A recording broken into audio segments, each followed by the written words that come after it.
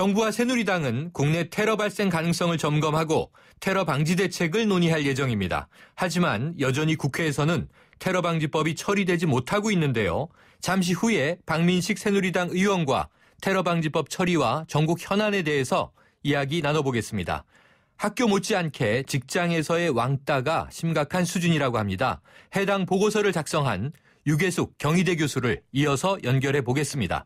계속해서 여러분 의견은요. 문자 샵 0945로 보내주시면 되고요. 짧은 문자 50원, 긴 문자 100원에 정보 이용료가 있습니다. 정면 인터뷰 박민식 새누리당 의원과 함께합니다. 의원님 나와 계십니까? 안녕하세요. 박민식입니다. 네, 안녕하세요. 이 파리에 이어서요. 터키, 인도네시아 테러가 잇따라 발생하면서 이 테러 방지법에 대한 관심이 다시 한번 높아지고 있는데요. 이 수요일에는 당정 협의도 있다고 하던데 현재 우리나라는 테러에 어떻게 대응하는 수준입니까? 제가 국회 정보위원회 소속이지만 네. 한마디로 말하면 우리나라는 테러에 대해서 무방비 상태다 이렇게 볼 수 있습니다. 좀 네. 심하게 말하면은 예를 하나만 들어보겠습니다. 테러라는 것은 사전에 예방하는 게 제일 중요하죠. 왜냐하면 테러는 이미 발생하면은 그 피해가 워낙 광범위하고 돌이킬 수 없기 때문에 네. 사전에 어떻게 예방하느냐가 핵심인 것입니다. 그럼 테러가 근데 모의를 한다, 뭐 어떤 정보가 있다라고 하면은 미리 선제적으로 철저하게 봉쇄를 하고 대비를 할 수 있어야 되는데 그러려면은 근거법이 있어야 되지 않겠습니까? 네. 그런데 그런 우리는 법이 하나도 없죠. 예컨대 예를 하나만 들면은 집에서 어떤 사람이 IS 깃발을 들고 뭔가 뭐 이렇게 의심스러운 행동을 한다라고 할 때 우리는 테러 방지법이 없으니까 그 사람을 조사할 근거가 거의 없어요, 지금. 네. 그러니까 한심한 거죠, 어떻게 보면은. 지금 이 의원님 언급하셨지만 테러 방지법 논의에서도 핵심이 되는 법안이 바로 의원님이 발의한 통신비밀보호법 개정안 이것이 아닐까 싶은데요. 작년 파리 테러로 법안 심사 소위에는 오르지 않았었나요? 논의의 진척이 아직 없습니까?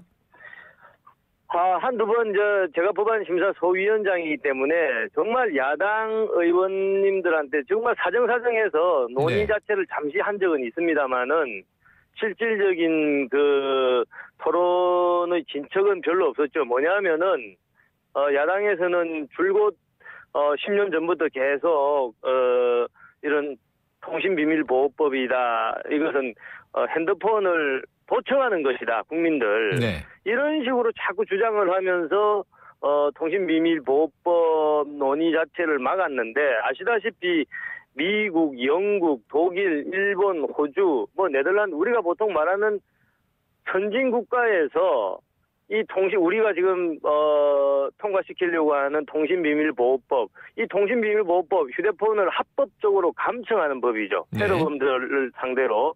이런 법이 없는 나라는 문명국가에서 없습니다.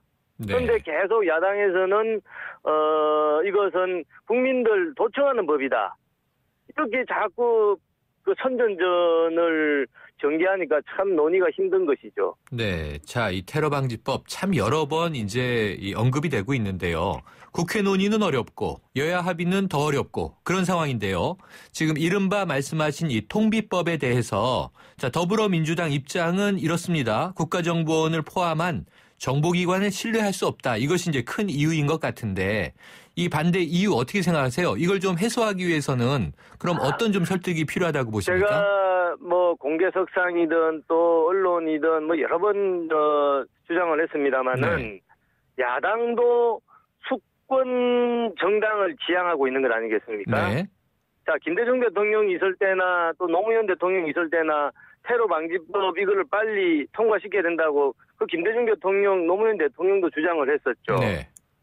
지금 뭐냐면은 그 국정원 권한을 강화하는 법이다. 이런 식의 오래된 고리타분한 주장을 아직도 하고 있는데 수권 정당을 야당이 지향한다면은 그런 좀 구태의연한 논리에서 벗어나서 테러 방지법은 그야말로 국민들 생명과 안전을 지키기 위한 법이다. 여야가 없는 거죠, 이거는. 네. 좀 전향적으로 나서야 되고 제가 볼 때 파리에서 테러 났죠. 뉴욕에서 테러 났죠. 또 최근에 이스탄불에서 테러 났는데 서울, 부산이라고 예외가 될 수는 없는 겁니다. 네.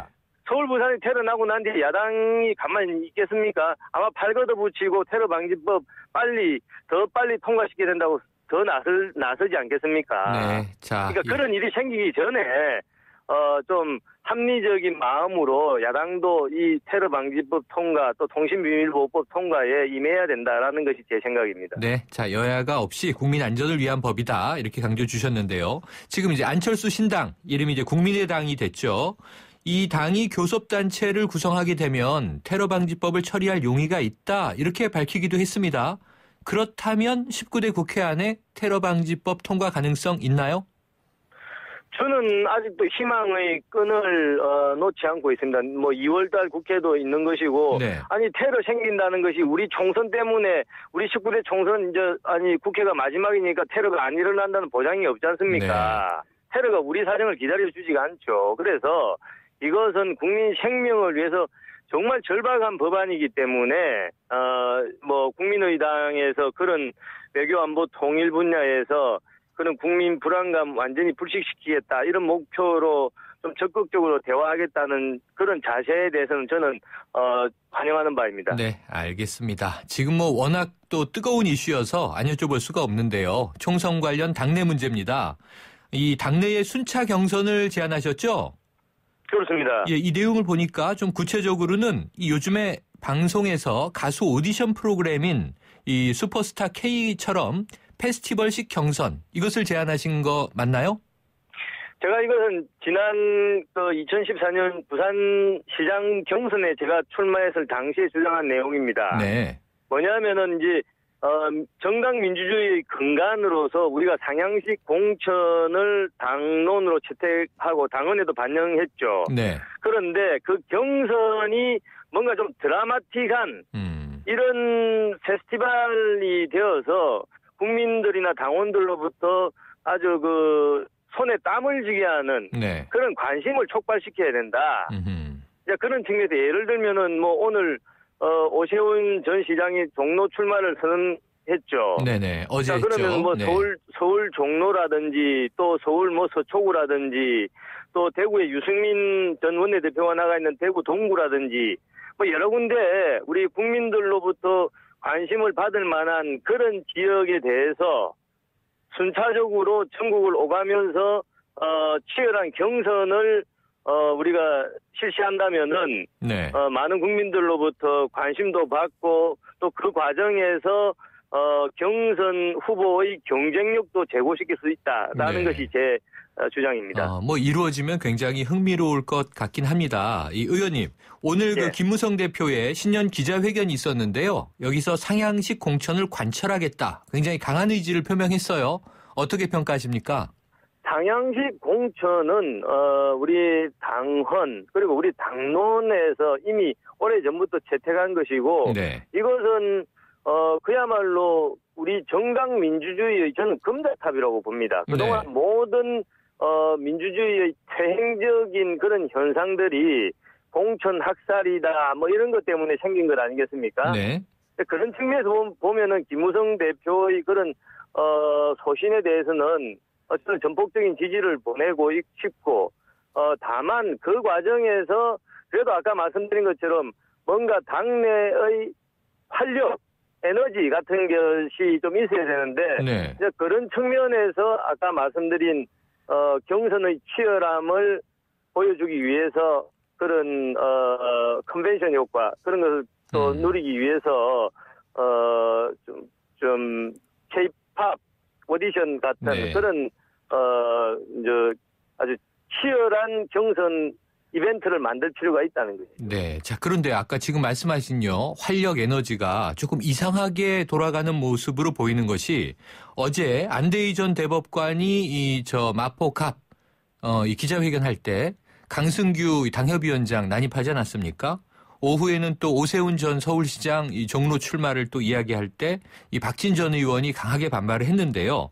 이런 문제 때문에 지금 험지 출마론이 좀 흔들리면서 김무성 대표 리더십이 좀 근본적으로 도전받는 것 아니냐 이런 의견들이 나오는데 어떻게 보세요? 우선 좀 아쉽게 생각을 합니다. 김무성 대표를 비롯한 당 지도부와 또 이번에 총선에 출마하려는 뭐 이른바 전국적인 지명도를 가진 인사들 사이에 사전에 좀 매끄럽게 조율이 되었으면 더 좋았을 텐데 하는 아쉬움이 있죠. 네. 우리 공천이라는 것이 지난 우리 정당사를 보면은 정말 어떻게 보면은 뭐 난장판 그런 수준에까지 많이 갔던 적이 많지 않습니까? 네.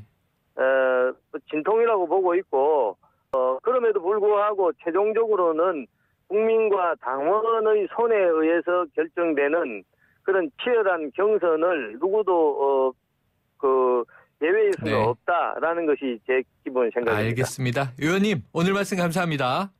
감사합니다. 지금까지 박민식 새누리당 의원이었습니다.